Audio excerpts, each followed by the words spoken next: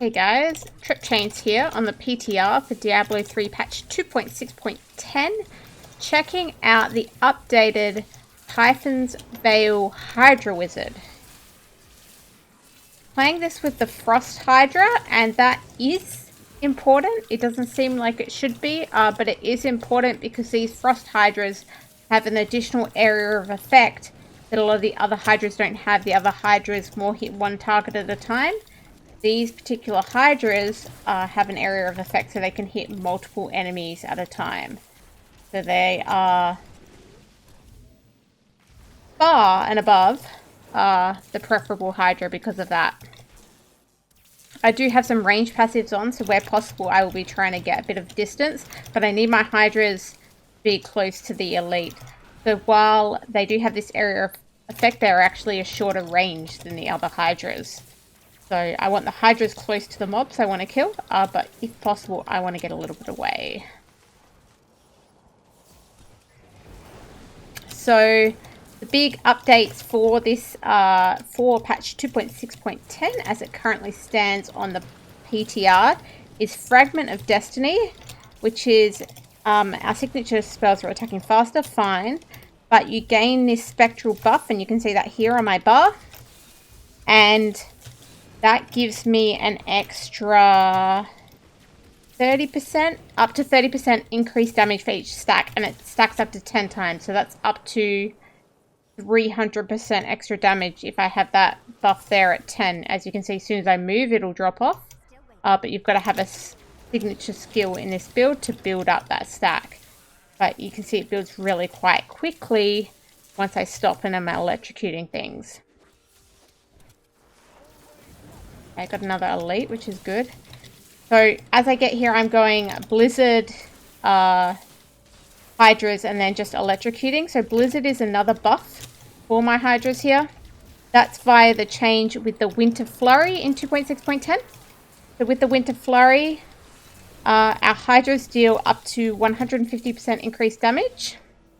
So 125 to 150% increased damage to enemies in a blizzard. So anything I've got the blizzard over is taking increased damage from my Hydras. So I kind of want the... It's better if the mobs are in a small pack. I do have the blizzard on that freezes things, just because I like things being frozen. It gives me that bit of extra defense. But there is a potential blizzard that you can use as well if you want a bigger radius to try and, you know, make sure that buff is on. And that would be the fire version, Apocalypse. So I like freezing enemies, so I'm using the cold rune on it, which is frozen solid. But if you want the bigger radius to help make sure, you can use Apocalypse instead.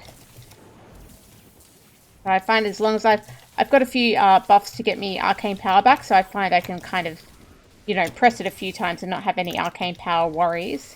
So I feel like I can keep it up relatively over the mobs I want to kill. Okay, where possible, I'm trying to keep a little bit of distance here to make sure I've got all my distance buffs up. It's a little hard when he's hiding there downstairs. Okay, there we go. So I'm testing this in a Greater Rift 105 right now. And it's performing pretty well.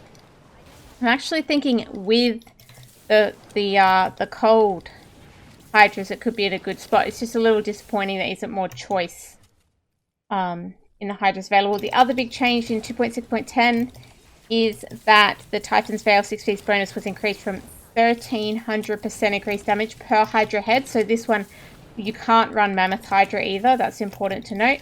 That only has 1 head per Hydra. These other ones have 5 heads per Hydra. So that's important. Try and get up to the 10 heads out. It's now up to 2000% damage per head. So with 10 heads out, which you're going to be trying to keep up most of the time, that's 20,000% extra damage. There's a whole bunch of Hydra multipliers on this build. Okay, so yeah, basically all I'm doing at the start of the rift, I buff my magic weapon, which gives me more damage and a bit of a shield, magic weapon deflection. And I threw on my Storm Armor, which is also giving me some survivability buffs with Halo of Karini in my cube as well. And then as I go up to enemies, it's just throw down some Blizzard, place some Hydras, and then Electrocute. It's really simple. It's kind of cool because it doesn't matter which way you do it, which order you do it, doesn't matter. It's just as long as you've got Blizzards there, Hydras there, and you're electrocuting, it kind of all works, which is, I think, really nice. Quite fun as a, you know, easy to play build, but with some complexity, because you do need, you know, the Electrocute for the buffs. You do need the Blizzard for the buffs, but, you know, there's no real specific timing or anything like that, so I think it's quite fun to play. The other skill on my bar here, on my other active skill, is teleport. So that's just for a little bit of movement. It's the only movement we got in the build here. So nothing special there, just move skill. For reference, the passives I'm running is Power Hungry. So that's one of my, I get more damage when I'm at a distance. So if I'm 30 yards from something, which I'm not right now, and I've got myself kind of stuck here close to them. Once I teleport out, I will. As long as I keep my 30 yards from them, I'm getting increased damage from Power Hungry. I'm using Arcane Dynamo, which is some extra damage based on this here. It'll give extra damage to the next skill that is not a signature skill. So because I'm running Blizzard as well, I don't technically know how often I'm getting that proc on Blizzard and how often on my Hydras, but when it does proc on my Hydras, that's a nice little damage boost. Unstable Anomaly, I love running a cheat death, so that's what the Unstable Anomaly is there for. It's just a cheat death.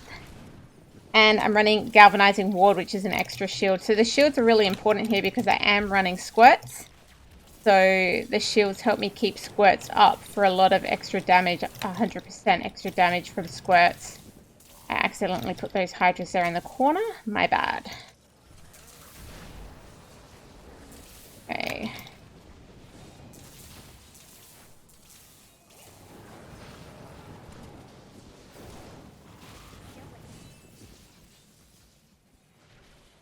Oh, running into dead ends. Go me. So yeah, I think a quick summary of the changes again, right? Fragment of Destiny is a weapon, Winter Flurry is the offhand, and the Typhon's Veil actual set bonus changing. That's some pretty big buffs to these Hydras, and it's definitely a lot more effective than it was a couple of patches ago when this Typhon's Veil was introduced. And I think it's a lot more fun. I'm really liking that there's a build that I can include Blizzard with.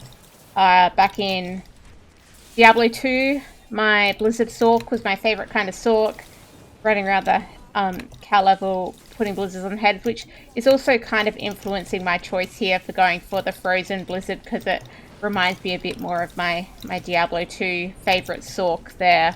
But as I say, if you want the bigger radius, you can instead you can use the fire version Apocalypse for the higher radius, but you know, this ice version is a lot more reminiscent of Diablo 2. I can take the pylon. I don't need to avoid speed pylons in this setup. Okay. Oh, dead end again. Let's not go there. Run! Enough stuff here to get some Hydras up. So while the blues are there at the edge, as long as they've got some Blizzard on them, it's a really good spot for me because I've placed my Hydras badly here. There we go. Hydras are properly placed now. Now I'm electrocuting. While they're back like that, I'm getting a lot of my distance bonuses. I'm also running Zaystone of Vengeance for some extra distance bonus. So yeah, I'm running it so the aim is to be ranged. I'm not necessarily always ranged, but when I can and I specifically focus on the elites, it's really handy. Okay. So I am at just over Paragon 800 here. I do have relatively good gear because this is PTR and we have a lot of materials and bags of gear to get good gear with. But I don't have any augments or anything. My legendary gems are pretty low. I'll show all that at the end. And the fact that this can do a 105 about here, it is pretty good with the Frost version of the Hydras, the Frost Hydra. I did feel with other Hydras, it did feel a bit underpowered the more single target ones. But yeah, the Frost Hydras that have that little area of effect, you just got to try and, oops, not accidentally throw your Hydras like I just did there. Try and get the Hydras close to the elite or whatever trash you want to kill, and then try and stand back a bit yourself, and make sure you're getting the Blizzard also on that elite. Sometimes I find the Hydras a little hard to place, as I just did, but anyway, got it there eventually where I wanted it. Okay, here we go, the boss. Good thing about Hydras is I can place them in preparation as that boss spawns. And then obviously they've got a little timer, but I can just stand back here, make sure I'm keeping my Blizzard up, place a few more Hydras, get out of the thing. But it's a pretty chill build. Like, they weren't good maps, and this 105 is relatively chill. And as I say, it's just like Blizzard, Hydra, Electrocute. It's, oops, I just need to place some more. Get up to my 10 heads of Hydra there. The boss is going to go down here in just a second. There we go. So pretty chill build. I like it. It actually feels not too bad in power. So I'm at just over 800 power run. I've done a 105. That's pretty strong. Again, based on these Frost Hydras and their little area of effect attack. So, you know, it could be really cool to play in Season 22 and beyond.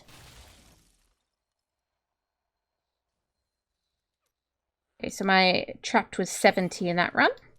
And my other two gems, my Stone of Vengeance and my Enforcer, were ranked 25. So let's have a quick look at the gear and build that I am running. So said I've got a 6-piece Typhons being run here. The helm, I believe the helm can roll Hydra damage, so this probably isn't ideally rolled. I could be wrong there. But I've got this rolled with Intelligence, Vitality, and Crit Hit Chance. Shoulders here with Intelligence, Vitality, Armor, and Cooldown. And gloves with Intelligence, Vitality, Crit Hit Chance, Crit Hit Damage.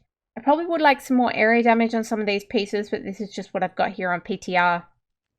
Chest armor running Intelligence, Vitality, and Hydra damage. And pants, Intelligence, Vitality, Armor, with boots running at Intelligence, Vitality, Resistol, and Armor. So that makes up my 6 pieces of the Typhon's Veil. Supporting legendaries now, running the Shame of Delsair. I really like this belt because my signature spells are attacking faster, that's fine, but importantly restore that 11 arcane power. It does go up to 12 arcane power as maximum.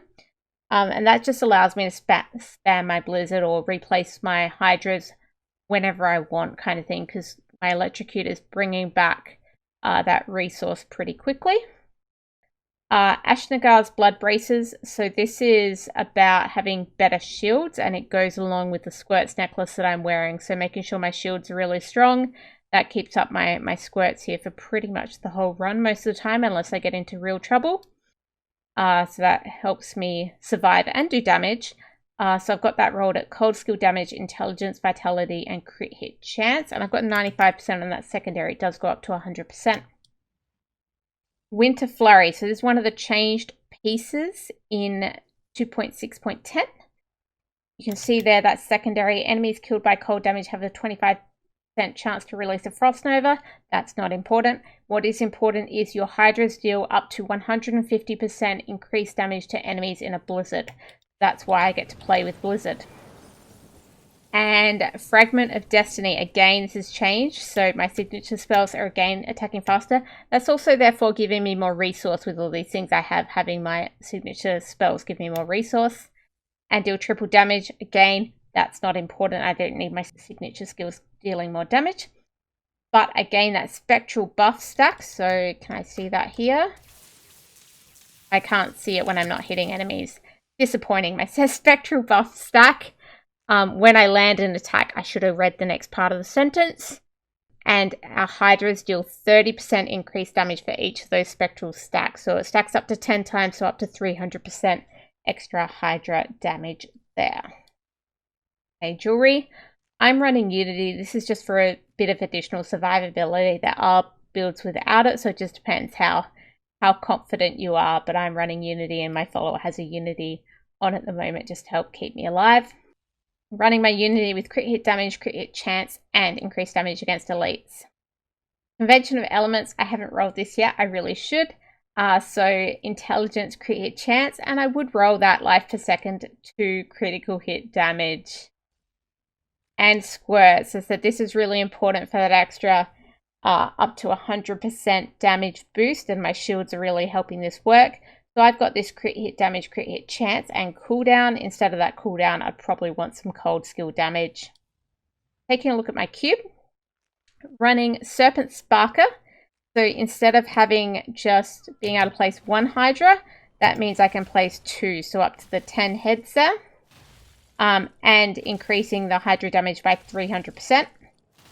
The Magistrate Helm. So that's the Hydra's periodically casting Frost Nova, and you can see the Frost Nova there. Not too important, but importantly increase damage of Hydras by 300%. And Halo of Kanai, that's just working with my Storm Armor to provide some survivability when it's rocking on enemies more than 15 yards away. Okay, Legendary Gems. Briefly mentioned them already, but Bane of the Trap running that was rank 70 in that run. Enforcer for the pet damage, my Hydras are pets, so that's at rank 25. And Zaystone of Vengeance for the extra damage at range. So again, I'm trying particularly near elites to stand at range. Extra damage picking up from that range.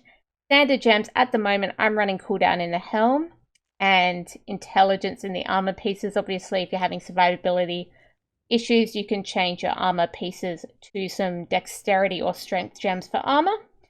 And I'm running critical hit damage in the weapon. Paragon. I am just over 800 Paragon here. I've got all points in utility. If I was doing this from scratch, I'd probably go area damage, life per hit, and then resource cost reduction, then pickup radius. Depends how much you like the pickup radius. That is changed in 2.6.10. Defense, running this from scratch, I would be going at life, armor, resistal, and then life regeneration. Over in offense, probably running this from scratch, I would go crit hit chance, crit hit damage, cooldown, and attack speed. And over in core, running this from scratch, I'd be picking up movement speed first, then the max arcane power, and then rest of the points for now into intelligence while I'm surviving okay. Taking a look at my skill screen now. I'm running Electrocute Surge of Power. This is my preferred signature skill, and you do need a signature skill, but I don't think it matters too much. I do think it's important to have something that has a bit of distance on it if you're running a ranged version like I am, so Electrocute has that. My Surge of Power just gives me that little bit extra, again, arcane power for each enemy hit, so I'm just taking that, but again, it's not too much of an issue which skill you run here, as long as you're running a signature skill for that boost. Blizzard Frozen Solid, so again, you do need Blizzard. I've picked Frozen Solid because I like the freeze. It helps me survive and, you know, not get hit as much. But the other good option, I think, is Apocalypse, which has that increased area of effect of the Blizzard itself, so more things will be in it and therefore copying the damage boost. Okay, Hydra, Frost Hydra. So, you know, technically if you read the build and it's based off of heads, anything except Mammoth would be okay, but what is found is what's important about Frost Hydra here is that you can see there that it's a short range cone of frost. So it's that cone which does the area of effect, which is basically important. So Blazing Hydra looks cool and stuff, but it's more a single target, right? The bolts don't hit as many enemies. Frost Hydra has the area of effect, which is what's making it so effective.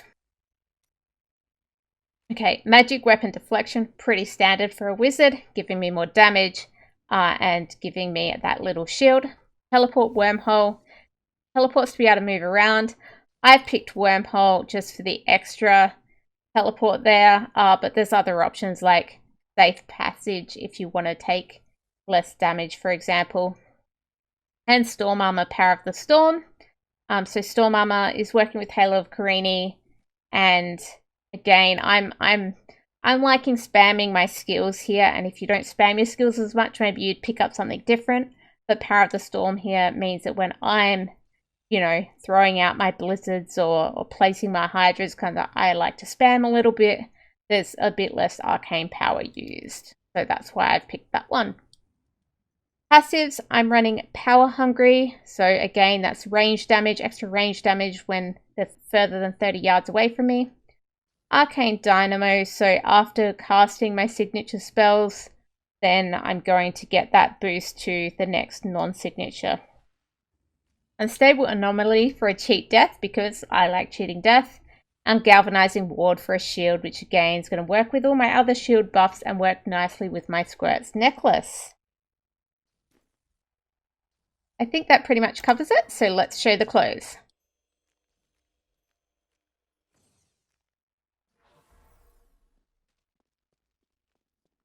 Redrift 105 down on a Typhon's Veil Frost Hydra build. Thank you very much for watching, and GG!